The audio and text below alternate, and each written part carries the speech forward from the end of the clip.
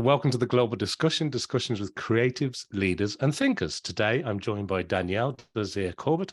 You're very welcome to the podcast, Danielle. Let's begin by asking you to introduce yourself. Tell us a little bit about your journey and all the wonderful things you're involved in, particularly in this world of podcasting. So over to you, Danielle. Yes. Well, thank you so much for having me. I am a podcast marketing coach.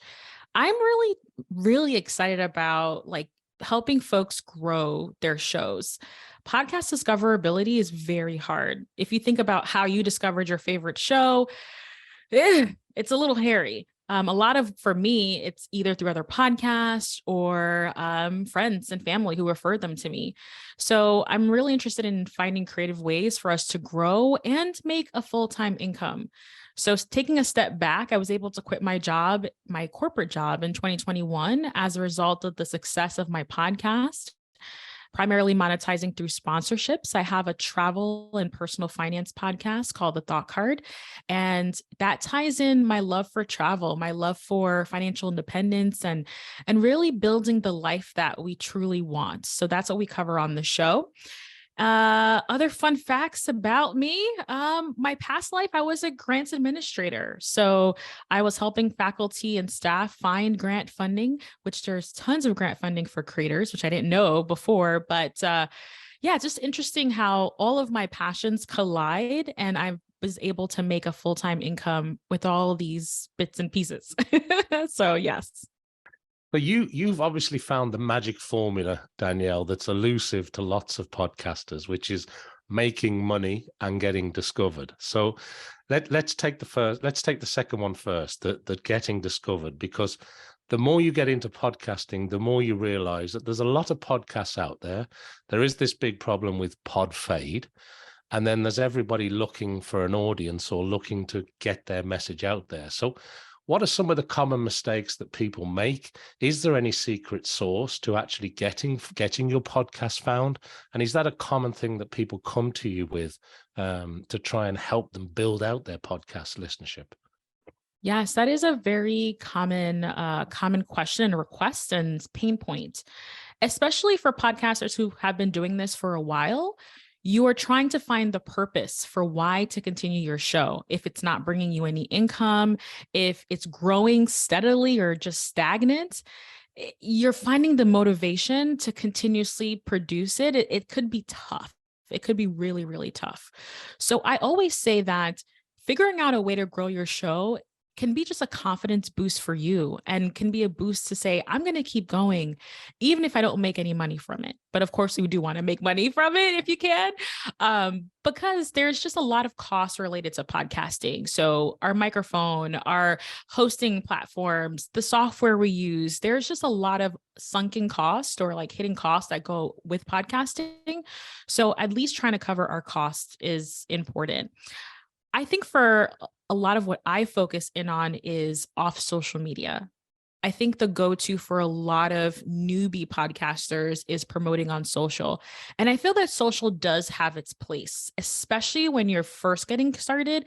Building that buzz and that energy around your show can be a lot easier through social media. However, there comes a point where the amount of effort and the return on investment just flips, and people are no longer taking action on your calls to listen to your show anymore. Maybe it's not compelling enough, or maybe they're just scrolling mindlessly and they're not thinking about stopping and going and listening to your show, even if they want to support you. Also, the algorithms just suck right now, meaning that your followers, your diehard followers, can't find you. So that's when I say, okay, if you're at that point, let's talk about long-term podcast growth. Let's talk about search engine optimization, meaning adding words, using keywords to figure out what people are searching for and be that answer in a very natural, organic way. So that is what I focus. Probably about 75% of my coaching program is all about SEO and really fine tuning. Because once you know what people are searching for, you can create even better content. You can get discovered through Google, which has millions of people searching every day, every minute, right? So there's just so much more opportunity if we expand our horizons a little bit more than social. Yeah, I like that a lot, Danielle. And I was listening to a person called James Cridland from Pod News, who I'm sure you know. Yeah. And he was making the point fairly recently that, yes, of course, social media is in the mix for promoting your podcast, etc. But he was kind of making the point that it's very hard to get any, real standout information or analytics that actually prove that it is actually driving listenership or that is actually proving growth. And he was almost calling out and saying, look, if anybody's got any information on this, and for people who maybe aren't familiar with James Cridland, he's a pretty good authority when it comes to all things podcasting, particularly when it comes to the latest information and tools. But it's interesting that you say, it's back to that SEO, isn't it? It's back to those keywords. It's matching the content with what people are looking for, as opposed to the other way, which is kind of blasting it out and hoping it finds an audience, right? That is actually a great analogy. I think the best analogy I've heard in a long time, but that's true. It's very true. So tell me a little bit about your own podcast then. So when did you start it, and when did you actually decide to take on sponsors? Because that seems to be a route that, successful podcasts go down, where they can attract a sponsor, whether that's due to the content or whether they start small, or just the audience. The sponsor's interested in reaching that audience too. So how did that work for you, Danielle? So I started my podcast in 2018, and I had some thoughts in terms of why I wanted to start a podcast. Number one, I wanted to build my thought leadership in both the personal finance and travel space. I wanted to stand out. I wanted to have a unique platform that a lot of people weren't really creating content on at that time. So that was part one of why my motives. But then I also wanted to connect with other financially savvy travelers. So that's what my show is all about, financially savvy travel. And I had these dreams of traveling the world, and I just didn't quite figure out everything. And I knew that there's so many people out there who had great insights, great tips that I could just lean on and learn from. So with that being said, I will say though that I had an already existing blog. So that was founded in 2015. So I was 3 years already a content creator, and I was adding a second arm to my brand, the podcast. And I still, to this day, I feel like that has been the best investment, being able to be multifaceted with my content. They're both long form, blogging and also podcasting. They're both long form content. There's lots of synergy. A lot of the things I learned, like SEO as a blogger, can be translated right into podcasting. So best investment of my time has been those two things. Now, I tried working with sponsors on my own. I tried reaching out. I tried just pitching, and I either got ghosted, they didn't respond to me, or they kind of put me in this box of join my affiliate program. And as a small show, an affiliate program, if it's low ticket, like, a couple of bucks, it's just not motivating to keep the lights on and keep going. So I really kind of stumbled around in the dark for a while until I was able to work with a podcast monetization coach, actually, who showed me step by step their framework for securing sponsorships, from like the pitching all the way down to the negotiation stage. So over the last 2 years, I have been able to carve out sponsorships as like my primary income, which has been wonderful. 40% of my income comes from podcast sponsorships. But I'm going to say it's a lot of work. It's a lot of, it's an analogy of like hunting, like catching fish and like going out fishing, and a lot of rejections. I've built the thickest skin I've ever had as a creator, because there's a lot of no's, a lot of you're too smalls. But when I do land a client, it's so fulfilling, because I'm the middle person. I get to connect my audience to amazing resources that I love and support, and I want them to know about. And then my client, the sponsor, is able to connect with an audience, and then I get paid. So it's just win, win, win, all wins for me. But it took a little while for me to figure out what exactly I wanted to do and how to be successful. It's not something, at least for me, that I could read a blog post and say, okay, I know how to get a sponsor now. It just didn't quite work that way for me. Well, thank you so much for sharing that, because that is often a complete mystery to new podcasters when they're trying to figure all this out, and they might have invested, as you say, in a mic, or they've got a hosting, bit of hosting to pay for, etc. But this whole world of getting paid to do something that you like, that you enjoy, is a real special moment. So it's great to hear how you did it, and actually reaching out to a coach, somebody with some expertise that could help you there. And, you know, in your own right, you're providing, you know, that sort of podcast marketing coaching now. But I want to ask you two things. One is, you mentioned the blog and the long form blog and the podcast, of course. And that's very interesting to me, because in this world of short, snackable content, it's refreshing to hear that the blog and the long form content is the thing that's really working, and the thing that, you know, you invested in, that you could see it making a difference. And does that form the basis of the newsletter that you communicate with your listeners through, or how does that blog to newsletter work? Sure. So I'm going to break down my whole workflow here. So it's taken me a little while to figure it out, but I start off with the blog in mind. And from the blog, I then go create the episode. Because for me personally, creating an outline, recording, and then writing a blog post, reverse engineering that is just horrible. But I want listeners to try both. Try the outline stage and go to the blog, and then try the blog to podcast stage and see which one provides less friction. But for me, I just want to spill everything out on the blog. And then from there, I can go on the podcast and present a well-rounded case, a well-researched case. After that, I'm able to now share on my newsletter the reason behind why I created the podcast episode, helpful tips and resources maybe that I did not get to mention, because, you know, our things evolve. Sometimes updates happen. And then there's a compelling call to action, because I can go behind the scenes and kind of share more of like, why is this worth a listen? Why is this worth reading? I like this approach because now I get to get Google traffic to my blog post. From the Google traffic, people randomly could say, oh, I like this content. Let me just click play and listen to the podcast. I didn't know they have a podcast. Oh, now I'm a fan. I'm subscribed. So it attracts people along the way, and it's passive marketing. I'm not necessarily posting on social, but I am intentional at the forefront to create that long form content. And then I can slice and dice it to the newsletter. I can create reels based off of the topics we covered on the blog and podcast. So I love the long form first, and I could just snip it up to different pieces as a way to repurpose. And then if you're going the sponsorship route also, these are all deliverables that you can now price out to your sponsor and say, hey, listen, I have the blog posts, I have these reels that are all coming from that one piece of long form content. Yeah, and I love what you said there. You're sort of turning the reader and or the listener into a true fan, you know, which is that community, isn't it?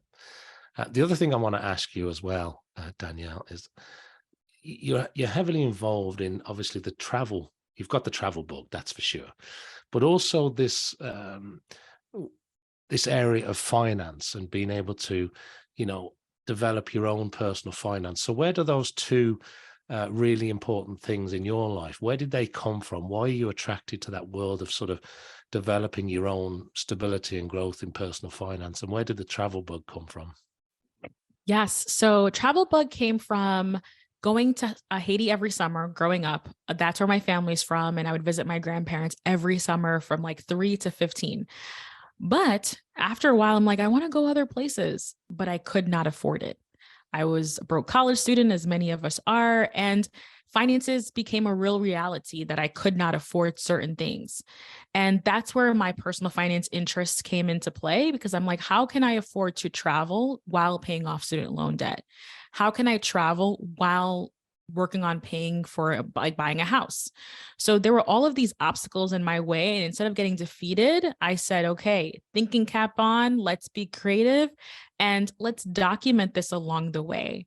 So over the last 7 years of my total creation journey, a lot of it has been inspired by just what I'm working on and what I'm doing in my journey to financial independence and living a life that I'm excited about and that I get to craft from the ground up. That's wonderful. That's really, really great. And it's great to hear, because I know a lot of people have that desire or that goal. They want to be financially independent. They want to do something that they love, but they find it hard to step off. And it is encouraging to meet and share a discussion with somebody who has, made a success of that. I'm not saying it's not hard work behind the scenes. I'm sure it is. You talked about, the rejections and developing the hard skin. But, now the services that you're providing, whether it's editing or blogging or budgeting or copywriting or content strategy, for example, you're able to pass on that information to your own clients and customers. And tell me, in terms of your writing, there's a number of books as well, isn't there? There are a number of books, yes. So could you maybe just share a few of the titles with us? Because the books that you've written, I think, are particularly important. I'm thinking like affording travel, traveling with a full-time job. I mean, you've got some great titles in there. Yes. So this is a two-prong approach. I wanted to write books because I wanted to break away from the SEO rat race. Because sometimes people will get kind of anxious and upset that like, oh my gosh, I can't be creative as a creative because I'm just writing for SEO, right? So this allowed me to kind of step back and from start to finish, no interruptions, just spill everything I know about a certain topic onto the pages. So I love that about writing books. I also love that books also just provide you a chance to share your framework and develop that true fan and true connection with people. And within your books, you can link out to your podcast and other of your different services that you can provide as well. So it is a kind of an evergreen marketing funnel for you, but it also teaches and inspires and encourages your folks to take an action. One more thing I want to say about this is also that my book styles are very short. So I'm not here to keep droning on and on and on. I want to teach you how to do something. So whether that it's how to afford travel or how to travel with a full-time job or how to manage your money as a new homeowner, like that's why we all came here to do. And let's kind of talk about it and do it. So I'm trying to get back into writing again. It's been fairly tough since the pandemic, but it was one of my first true loves was book writing. It was a lot of fun. It's great, and it's sort of another string to the ever-growing media empire, I suppose. It helps create that fan and that community again, doesn't it? Yes, absolutely. Well, look, I don't want to run out of time, and I really want to ask you a few other questions because I like to ask our guests on the show a little bit about themselves, and I want to ask you about when you're learning yourself, when you're onboarding information, or when you're reading a book. Do you read for business, for pleasure? Are you an audible type, audio book person? Do you just like listening to podcasts, or do you prefer talking to people? How does the learning style work for you, and what kind of things do you read? So I will admit, I'm not a big reader these days. I will admit it's just really hard for me to consume that structured content, but I'm a voracious podcast listener. That is how I learn. That is how I'm introduced to new concepts and success stories and inspiration. 100%. It's all podcasts. I would say for the last 3 years have been like exclusive podcasts. I think for me, I haven't found books that capture my attention. Like I start and then I kind of, for some reason, put it down because it just didn't capture me 100% to keep on going. And did I answer all the questions? I feel like I missed something there. No, it's good. I mean, I should have guessed, you love listening to podcasts. I mean, why wouldn't you, Danielle? It makes perfect sense. But is it it saves time because I can do it while I'm doing something else? Or is it I just prefer learning that way? That's the way I like to onboard information. I like the conversational tone of it. So I think I prefer onboarding information this way. And I can just stop and go. So I can, pause, rewind, go back. I don't have to be on my phone. It's like non-screen time, right? It could just be playing in the background. And I think that's also why I love having a podcast too, is like I literally before this call, I just talked to someone about AI and AI technology, and being there talking and asking questions that I was curious about just made me one layer deeper into that conversation. So it's a two-parter. I love listening to podcasts, but I think also having a podcast allows you to access people and ask them questions and, provide that information to you and also an audience as well. That's great. And throughout your career, You've obviously been inspired or motivated by certain people, maybe back as far as your childhood, the early days, going backwards and forwards to Haiti, for example, or maybe it was just somebody you bumped into or somebody you spoke to a moment ago. Who's inspired you along the way? Who do you admire? So I'm really inspired by Janice Torres Rodriguez from Yo Quiero Dinero podcast. She has a really interesting story. She had a full-time career as an engineer and used her creativity, like stumbled into this creative world and has made such an impact in her community and is reaching, or maybe has even reached financial independence at this point. And it's just so inspiring to see that journey and the different income streams that she has. So definitely recommend listening to the Yo Quiero Dinero podcast. And she's definitely will make you think again about content creation and just creativity in general. I love that a lot, Danielle. Thanks for sharing that. That's very helpful. And what about the best advice you've ever received? You must have picked something up along the way, or maybe something that you share quite often with people that you know.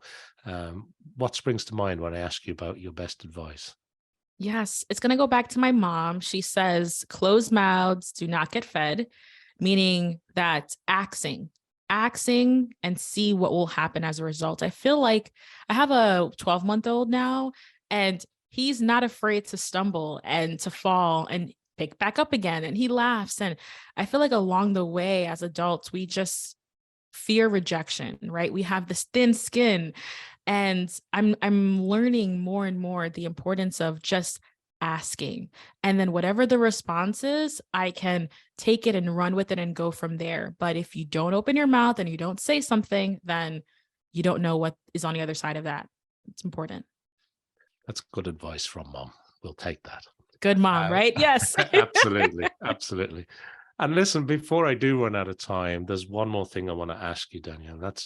Is there anything else that you'd like to bring to the attention of our worldwide audience? Is there anything that I haven't brought up that you'd like to share with us? And also, and importantly, if people want to reach out and get in touch with you about the services that you offer or about the podcast or the books, where's the best place to send people to? Absolutely.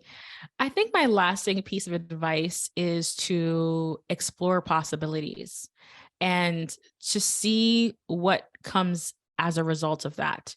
So I've experimented along the way. I'm continuously experimenting, and I feel like I find more of myself with all of these little trials and seeing it as a true experiment. If it fails, experiments fail, but just being more open to possibilities and opportunities and being intentional, I think, is also really important. So that's my lasting piece of advice. Also daydreaming too, like just that childlike charm that we had growing up. I feel like we just kind of abandoned that sometimes, and going back to it, I think, can be really enriching for our lives. All right. So the best place to connect with me would be over at DanielleDesir.com. That's like the hub where you could link out to all of my different resources. But I think if you want to get a sense of like what I talk about in terms of travel and personal finance, head over to the Thought Card podcast and have a listen and follow. So that's DanielleDesir.com or the Thoughtcast podcast. No problem at all. Well, listen, thanks so much for spending some time with me today, Danielle. Thanks for everything that you've shared with us. It's been wonderful to catch up with you. Thank you for being on the global discussion. Thanks to all of our audience for watching or listening around the world. And make sure you like, follow, subscribe, do all the things we need you to do to help support the podcast. And I hope you'll join me back here for more discussions with creatives, leaders, and thinkers. Thank you so much, Danielle. It's been a pleasure. Thank you. Likewise.